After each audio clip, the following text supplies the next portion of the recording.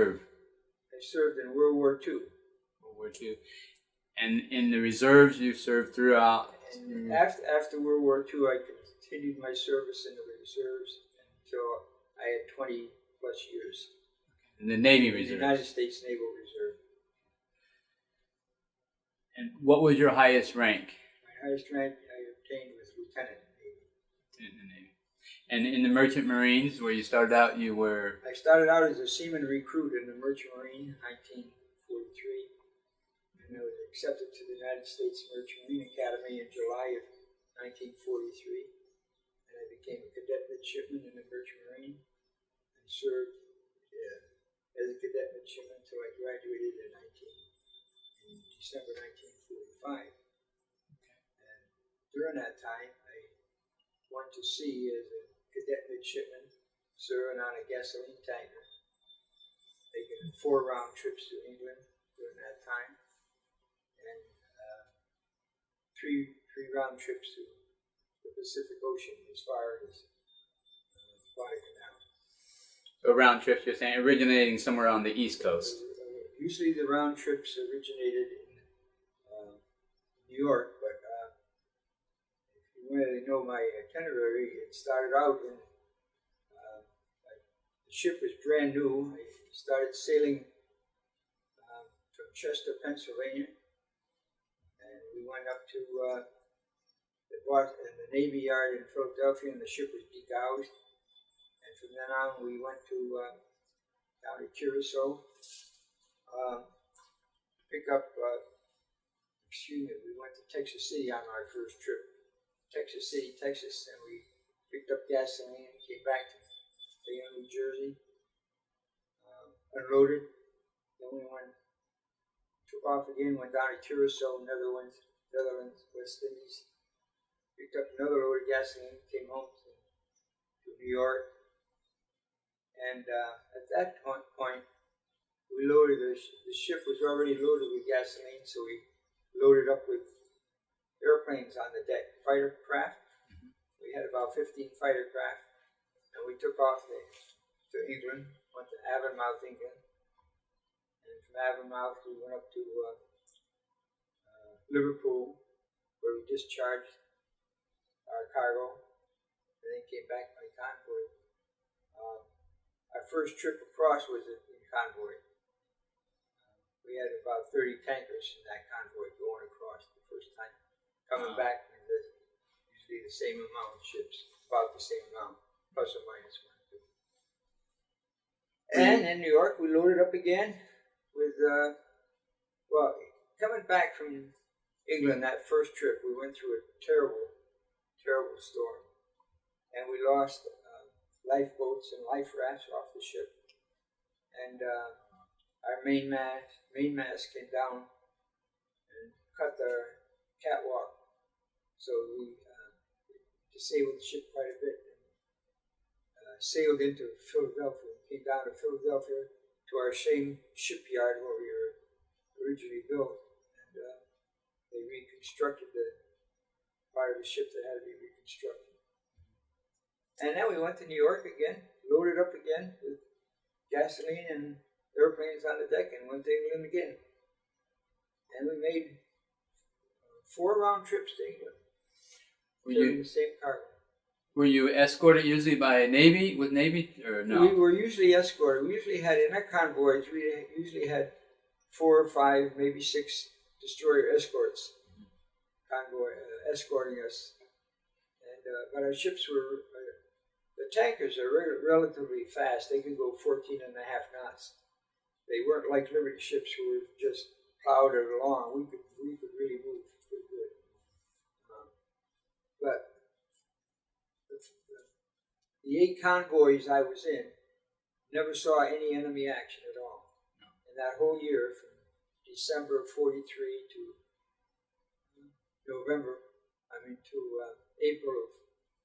May of 44. April, June, maybe later. Let me see. My last trip was, we left Liverpool on April 23rd and came home, but this last trip home from Liverpool my ship was detached from the convoy, and we went down to Aruba. And at Aruba, we picked up Navy oil, which is different than gasoline, which we had been carrying. And Navy oil is for fueling the Navy ships. So then we went through Panama Canal to the Marshall Islands at Majuro.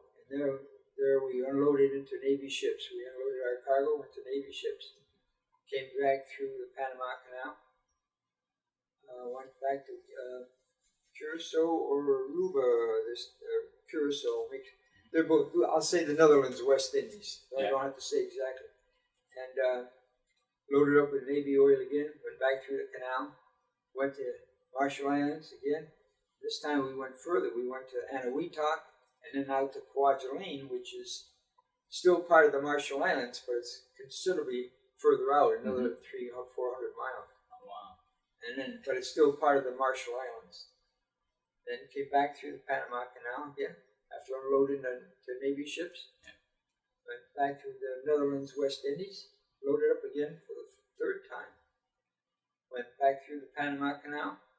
This time we went all the way down to New Guinea, Finch Haven, New Guinea. And there, we didn't unload there, but we continued on up to the Admiralty Islands, and there we unloaded our load of Navy oil. Now, the Admiralty Islands is hundreds of miles above Finch Haven, New Guinea. So it's closer to, all the time we were getting closer to Japan in our travels. The last time, by the way, it took 21 days to cross. The 21-day trip from Panama to Kwajalein, to Finch Haven, New Guinea.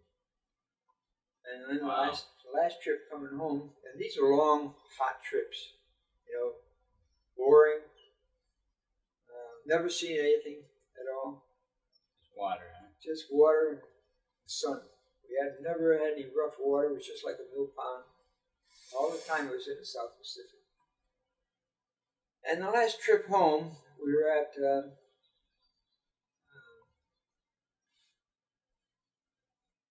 far side of the western side of the Panama Canal. And the Cadet Corps took me off the ship. They wanted to get me back to the academy for my upper class work. We were supposed to do sea time and school time too.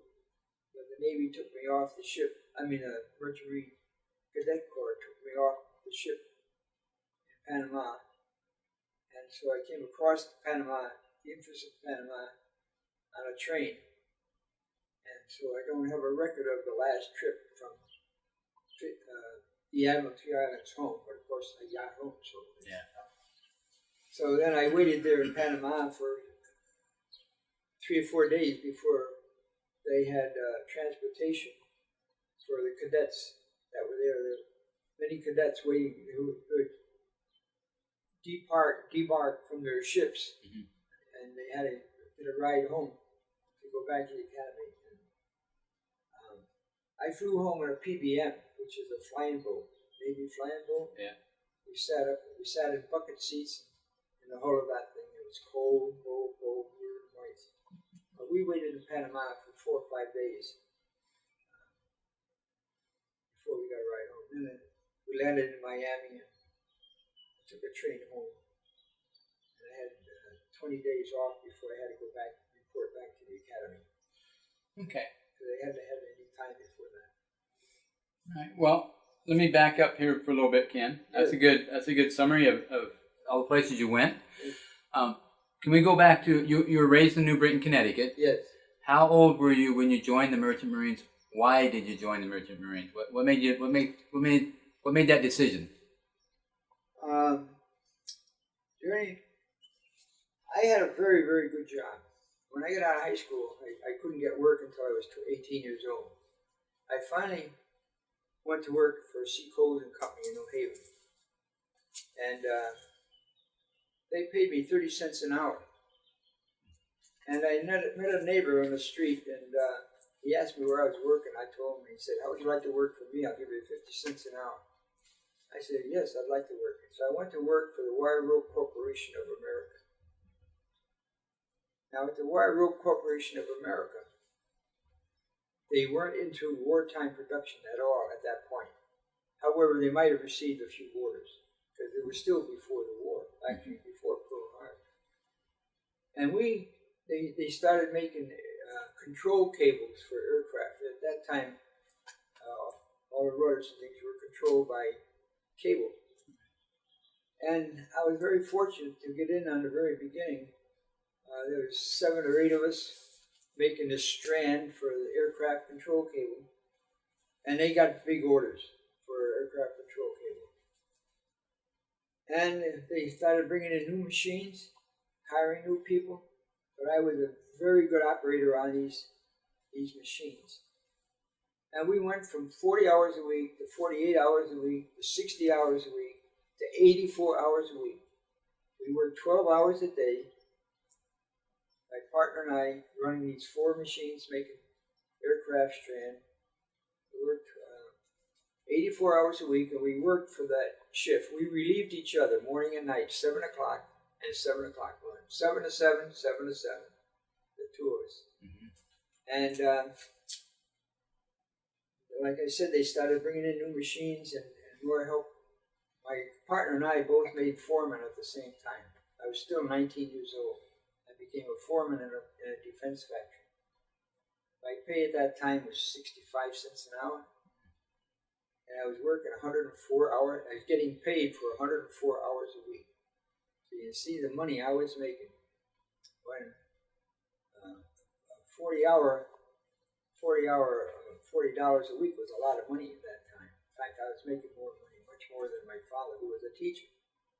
But anyway, I kept that up, working 84 hours a week. At the end of the month, we changed shifts from day to night or night to day, so that the other partner could work sometimes at daytime, sometimes at night. But I go to work at night, go to work in the darkness, come home in the darkness. It was impossible. But anyway, I was making all kinds of money. And I bought a home. My father advised me to buy the house next door. And he was going to buy the house we were living in, so I bought the house next door. And it was an illegal purchase. The man we bought the house from was a lawyer who represented the owner of the house, but it was an illegal thing, and I lost my down payment. My father lost the down payment on his house too. I was sick. I was really sick. I worked a little while longer, and I said, I've worked all this for 84 hours a week for nothing. So I said, I'm going to join up. So I joined the Merchant Marine. Now, I didn't join for money because I had the money. I had all kinds of money. I was at a job. I had a wartime deferment. As long as I wanted the deferment, the boss said, you're here. You're my boss. You're a foreman. You're staying here. But I gave up. I went to Merchant Marine. Of course, it's all volunteer in the Merchant Marine. That's what I wanted to do. I wanted to serve my country. And how did you select the Merchant Marines over the Navy or Army or Air Force or Marines or? Well, one of the ladies that worked for me, her husband was in a Merchant Marine, and he got lost on a tanker. And I thought, jeepers, that sounds exciting. You know, it was exciting. I thought I was doing a job for the country. And I didn't want to be a soldier. I really didn't want to be a soldier. If I had to be in the Navy, that would be one thing. But the Merchant Marine just sounded exciting and adventurous sort of thing, you know. So I joined the Merchant Marine. And you didn't have to go to a basic training of any sort? I went to base, yeah, for Merchant Marine I did. I went to Sheepshead Bay. I went to Sheepshead Bay in April of '43, and I was there at Sheepshead Bay until July of '43. Then I was accepted into the Merchant Marine Academy, the United States Merchant Marine Academy, and there I took my preliminary training there at Kings Point, and then I was assigned to a tanker that I talked about before, and I sailed on the tanker for a year. What was your basic training like? Do you remember your first days? My first Sheepshead Bay was tough. We had first aid, we had signaling and seamanship, tying knots, all kinds of stuff where you could help be in a ship, where you could learn to be a shipmate, actually. The obstacle courses were tough because my obstacle course was always just before lunch and we didn't have time to wash, so that was a very crummy thing. But I remember being a guide on my company at Sheepshead Bay. I remember doing that. You were the guidon bearer? I was the guidon bearer, selected for that. And then they asked for people who were interested in it. We didn't know anything about Kings Point before that. And, we took an examination for it. We passed the examination. We were to be accepted for past the Navy physical. You have to become a Navy midshipman. You have to pass the Navy physical to do that. So. And what was Kings Point? What was that? Well, Kings Point is the United States Merchant Marine Academy, and there we had seamanship. Oh, by the way, at Sheepshead Bay, I learned how to oil the basic 2,500 horsepower reciprocating engine, which was the engine propulsion for all Liberty ships. Liberty ships that were built with this big steam engine, the monster engine. It stood 16 feet high. You go inside it to oil it. Inside the crankshafts and the connecting rods to oil it, yeah. You feel the crosshead bearings as they're going up and down. You feel them if they're hot. If they're hot, you oil them by hand. But anyway, I learned how to do that at Sheepshead Bay. But then I went to Kingston Point. We had steam engineering. We had naval science. We had first aid and seamanship and stuff like that. I did very well because I already had been trained on the big steam engine at Sheepshead Bay. So I did well enough. So when it came time to get a ship, I was given a brand new T2 tanker, which has turbo electric drive, has a big steam turbine, and electric generators to run the ship. No up and down reciprocating motion. It was just all quiet. Not quiet, but it was all internal. You don't see anything. Mm-hmm. It's just, but it was wonderful. It was a wonderful ship. Clean. Yes. So from there, I was selected to, like I say, to go on the Gaines Mill. Took a train down to Chester, Pennsylvania, got on a brand new ship. And from there we went, like I said before, we went to degaussing in the Navy Yard. Degaussing is when they demagnetize a ship. When a ship is constructed, all the pounding and banging and all that creates a magnet out of the ship. It becomes a big magnet from one end to the other. And degaussing makes the ship magnetically neutral, so it's not polarized. And that's important because of mines? Mines, okay. Yeah. Magnetic mines would be attracted to the ship. Of course, they still attract anyway, but basically it helps a lot. And then we went down to Texas City, took our first load of gasoline, and boy, I was going to be tough. I was going to be a seaman, but I got sick. So sick. We picked up another engineering cadet down in Baltimore on the way down to Texas City. He never got sick. For the whole year we were on board ship together, he never got sick once. I was sick. So anyway, he came back from Texas City, like I mentioned, and unloaded the gasoline there at that time. And then we went back down to Curacao, started my round trips that I mentioned before. But all the time in the North Atlantic, I was seasick. Seasick every day. Didn't get over it, huh? I never got over seasickness. At that time, they didn't have Dramamine. Right. What you have to think about when it comes to the convoys we were in during World War II, seamanship was unbelievable. It was so good. When you think that none of these ships had lights on at night, no way of seeing other ships except by eyesight.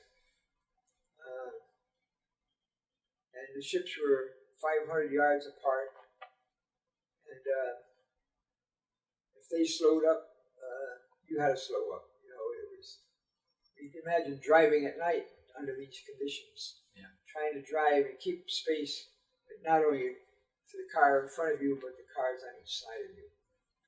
And the propeller on a merchant ship is going slow. It's only turning about 70 RPMs, 75 RPMs. Mm-hmm. One revolution has an advance of 16, 18 feet for a ship. So that's per minute. You know. So in convoy, the captain would say, down one turn. Well, down one turn means a lot, because that means in a minute's time, you're going to lose or gain 16 feet. In 10 minutes, you get 160 feet. You see, it's and when you only have 500 feet to deal with, one turn means a lot as far as in convoy duty. If you're not in convoy duty, don't make a hill of beans. But in convoy duty, one turn, up or down, you either gained or lost in your position. And every ship had its exact position in the convoy. That was interesting. Was there communication between ships that was... Yeah, but not radio. Not radio. You had blinker lights. In the daytime, they used semaphore and flags. Semaphore? Oh, okay. Semaphore. Wow, okay. And we had a Navy armed guard crew aboard ship. We had about 23 armed guard, and they did the signaling, and of course they had the guns too. Yeah.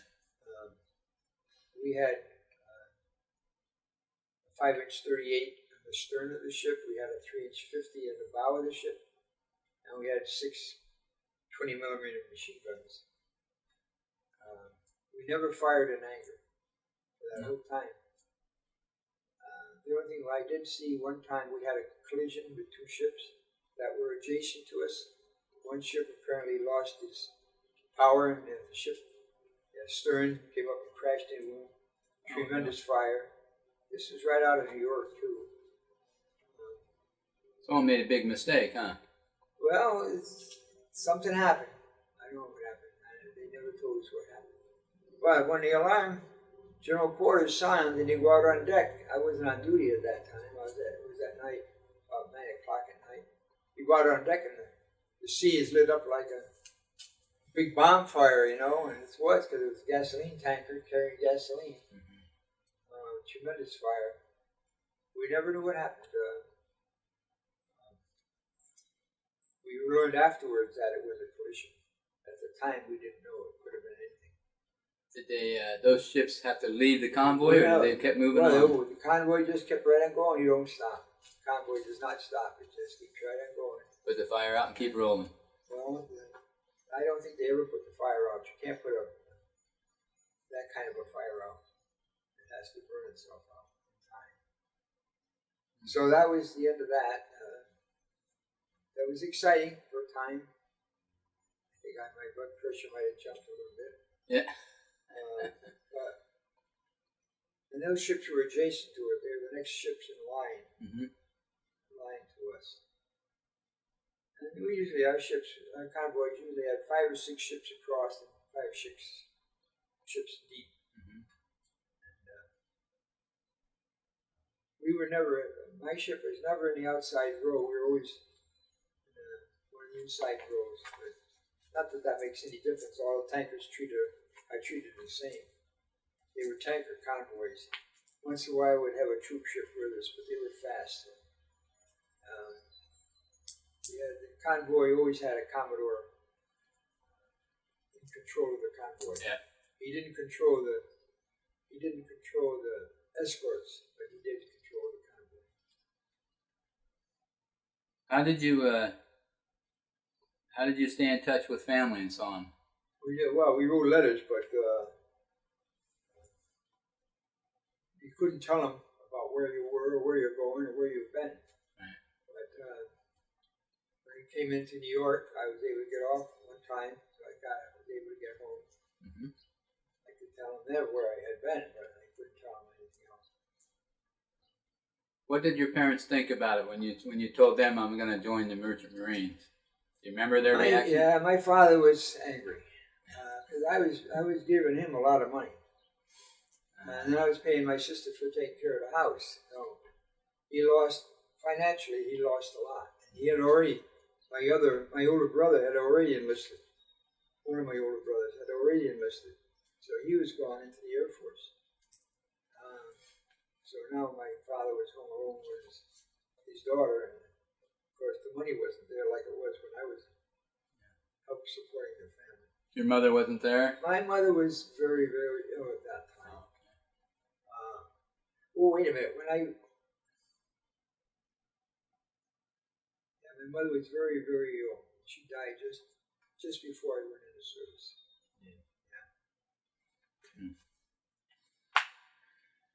Yeah. Did you, throughout that year in the Merchant Marines, did you have plenty of supplies? Did you ever have shortage of supplies? Oh, we always were fed well. We had no problem getting supplies, except one time when we were down at the Panama Canal, we had taken down a lot of meat supplies, but our freezer went kaboom. And I guess the meat was on the dock for so long, it absorbed a lot of heat and lost a lot of its coolness. They put it in a freezer or the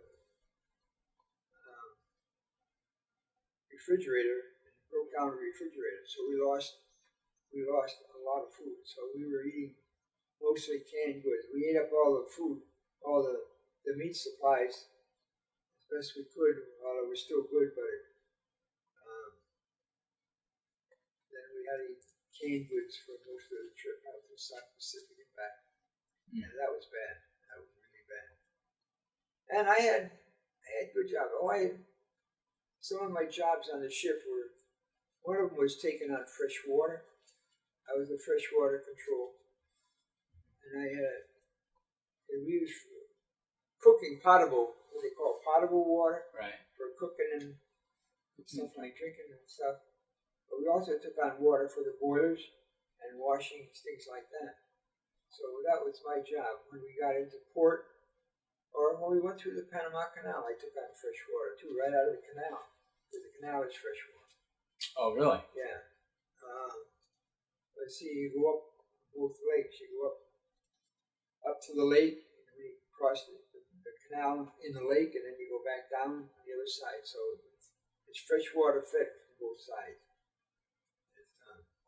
So anyway, that water is used for the boilers. And then, of course, you have to purify it.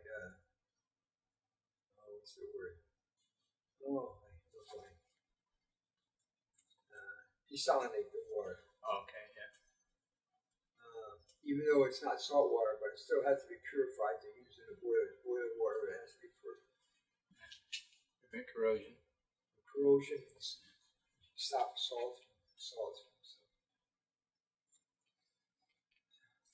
So, those voyages, when those different trips took days, what did you do on ship to pass the time? Well, I had jobs. I told you I had 4 jobs. One was freshwater. The second one was being a loader on a gun. The third job was to keep the smooth log for the chief engineer. The log, the engineering log is when they take all the temperatures and pressures and all the gear in the engineering room. Mm-hmm. It gets kind of dirty and crummy. I had to take that information and put it in the smooth log. I had that job too. And that was kind of a fun job, but I had good penmanship for figures and stuff, so I got that job. That was a good job. And they call it a smooth log? There's a smooth log and a rough log. The smooth log is when it comes out nice and clean. It's a nice clean document. Oh, okay. And it's a great big, about that high. Each page is that big, and another opens up. It has all kinds of records in it. Where we've been, how much fuel we used, the pressure and temperature of all the bearings and the boilers.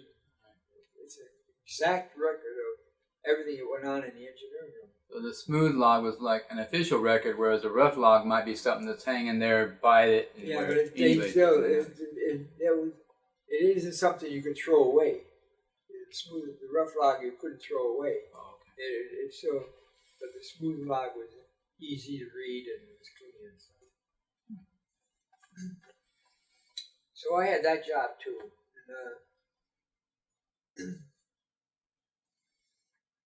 And, you gave me 3. You're the loader, you were the taking in of water, and you had the smooth log. And what was your 4th? I don't think you said. Working in the engine room. Oh, just general repairing, general maintenance in the engine room. Repairing. That was the biggest job, actually. And those jobs pretty much kept you busy as you went across on your trips. Yeah. We had water lines with rust. Use a lot of salt water and a lot of corrosion and stuff. So we were busy repacking pump gaskets and stuff like that all the time. It was a constant battle keeping the engine room going. So that was my 4th job. Yes, that was the most important job actually. And that's what I was for. I was on training. I was in training to be a marine engineer. Right. So my job was to be a marine engineer and work. That should have been your primary job right there, right? Primary job. One time coming home from the South Pacific, I had to change a bearing on the windlass. The windlass is the big steam engine that raises the anchor. And we burned out a bearing on raising the anchor. And so the chief engineer gave me the job to replace the bearing on the big windlass engine. So I had to do that. It took me a couple of weeks to change it, get it done. Really? He gave me it was a big job. That engine's sole purpose is to pull the anchor up. Yes. The big engine? It's a big steam engine, yeah. Amazing. Yeah, that's called the windlass. And they can use it for lines too, if you want to raise things with a block tanker. But basically, tanker doesn't use loading cargo, load cargo. But it could, the windlass could actually load cargo better. It had a big wheel on it that you wrap cords around and get it going, and you can pull stuff up. Yeah. But basically, it was for raising the anchor. Do you recall any particularly humorous or unusual events that occurred during your year on ship? Yes, we had a man go berserk on our ship. That was kind of a trying time. Really? Yes, he was taken off the ship in England. They had to put him in the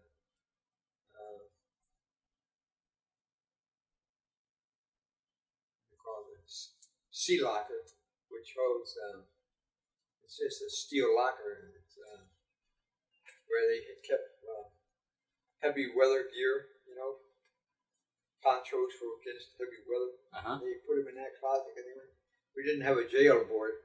Well, they had put him in there until in England they came and took him off the ship. And let's see, outside of the hurricane that we went through up in the North Atlantic, which was a very exciting time. Yeah. That was truly, truly exciting. And the convoy dispersed at that time. The next day we got back together, but there was no other ships. It was just us when we were all alone. The next day we started getting the convoy back into as a convoy. Before that, we were all just 35 stragglers trying to keep out of everybody's way because you couldn't see anything. It was terrible, terrible, terrible storm. You don't have much control of which direction you're going. Well, yeah, you do. You have the power. Your ship has the power to drive into the storm. You have to drive into it. You can't go sideways. You have to drive into the storm because that's where your strength is. Yeah. Head on, isn't it? I mean, as tough as it is, that's where the strength of the ship is. Is that when you were the most seasick? I would think that is, yeah. On Christmas Day, 1943, I had 3 Christmas dinners. 2 of them went over the side. Third one, I kept down by going and hitting the sack. I was sick that day. Wow. But it was exciting. It was exciting. Wow, amazing. So, what did you think of your in the Merchant Marines? They have officers and they have enlisted. Yes. Yes. Well, they you don't call them enlisted, but you call them seamen or seaman crew. Even a captain of a ship is a seaman. Yeah. And he has to be a able seaman to be a captain. That's part of the qualifications of being the master of ship. You build up in the Merchant Marine. You start off as a recruit, and then you go to ordinary seaman, and you start off as a seaman apprentice, then you go to ordinary seaman, then able seaman. And able seamen are the top dogs there. Yeah. So how did those different groups get along? Was there any animosity between, like the animosity would have been between the Navy crews and the merchant ship. But we didn't, on our ship, we didn't have any animosity. We had, I think most people, they had their own sleeping quarters. They had their own mess where they ate. Oh, they did. They had their the own Navy mess. did. The Navy guys. The Navy guys. And by the way, it could be Coast Guard too. It could be Coast Guard crew, but we had Navy, and we had a Navy officer, Lieutenant Finney. He and I played cribbage quite often because I was a naval reservist and an officer in training. I ate with the officers. I was treated as an officer all the time I was aboard ship because you're a midshipman. And, you're at that doorstep. Yeah, actually, you're the lowest one on board as far as that's concerned. Yeah. You're still qualified, just like in the early British navies, the midshipmen had way above the crew as far as. But in the merchant service, we didn't consider that. We ate with the officers, but that's where it ended. Just because we're naval reservists, that's all. So you did your year aboard ship doing. I did my year aboard ship, and then went back to the Merchant Marine Academy to finish up my schooling there. Mm-hmm. I graduated in December 1945. And how long was that then? That was a year. I was back at the academy for a whole year. Oh, you were? Yeah. So 1 year aboard ship and then 1 year at the academy. Yeah, but I had time before I went aboard ship. I had a few months as a plebe. I told you that. Yeah. Yeah. Altogether, and at school it was hard because it was accelerated courses. We worked all the time. We got up at 6 o'clock and we had to be doing something all day. We marched as we came back from sea. The cadets came back from sea. They didn't all come back at the same time. Mm-hmm. So the whole class didn't come back at the time. Right. So they came back in groups. So when you get 30, 35 cadets together, they'd start them as a new unit. So we started our classes together, these 30, 32 guys, 35 guys. And we started together, all going to every class together. Electrical engineering, steam engineering, diesel engineering, mechanical drawing, first aid, shipping economics, etc., etc., etc. All these courses, one right after the other. We had all these different courses we were taking. And we went with the same. I lived with these guys, and went to school every day. We didn't alter a bit on our schooling. We're all exactly the same. They call those cohort units. I guess you'd call them that, whatever you want to Maybe. call them. But, it was, Yeah. but anyway, we were marked on a curve. Oh, you were. Yes. And so we get, every quarter you lose the bottom guy. And it was tough. I lost some good friends that way. Yeah. Couldn't hack it. It's hard challenge to get through. It's a challenge. You put your life, it was a challenge. It was a challenge. And I wasn't about to lose life. I worked hard, I really did. So, graduated in 1945. And at that time, I tried to get a job sailing on but I couldn't get a job because ships were being brought in. They didn't need the ships. They didn't need tankers carrying them. The war was over. The war was over, and the government sold a lot of these ships to foreign countries. Onassis, I guess, bought many Liberty ships. He started a big company. He's a Greek shipping tycoon. They sent these Liberty ships to, most countries wanted them. They were good ships. The Liberty ship was a good ship. And the tankers were the same. They were good too. But anyway, so I went to work for the telephone company. Okay. And I worked for the telephone company until I left it in 1985. So 40 years. 38 years. 38 years. Well, what made you decide to join the reserves? Because you went to the Navy Reserves. Yes. Was that automatic after you finished your school? It wasn't automatic. Well, it was automatic that I was in the reserves. I was already, when I graduated from Kings Point, I was still a reservist. Okay. They called that a Merchant Marine Reserve at the time, but I was still a reservist in the Navy. Mm-hmm. But when I worked for the phone company, the guys I was working with, they were Navy in the Naval Reserve Unit at Fort Hill Park, which was over at on the east side of New Haven, Fort Hill. Fort Hill, Connecticut. Fort Hill, yeah. Mm-hmm. And so I said, well, I'll go down and talk to them. So I went down and talked to them. They said, sure, come aboard. So I went aboard, and I was an ensign. I had a commission as an ensign in the Navy, USNR. So I went into the Surface Division, and my records there show you all my promotions and all that. Mm-hmm. I went through that, and I stayed with them for as long as I could. I got promoted to JG and finally made lieutenant in the Surface Division, New Haven Division 3-9. And then I had to get out of the division because I was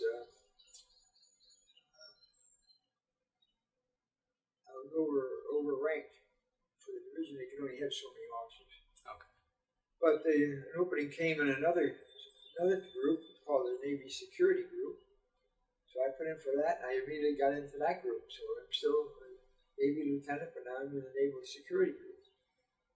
Eventually, I ended up as commanding officer of that group. For a year. Awesome. And then I moved to from New Haven to Simsbury, my job. So that job gave up. So then I stayed in the reserves in Hartford, went to officer school and stuff like that, until I got my 20+ years. Mm-hmm. So after you reach 65 or 62 or whatever, you're able to collect benefits off of your. Nice. But the benefits I collect are very small because I don't have any.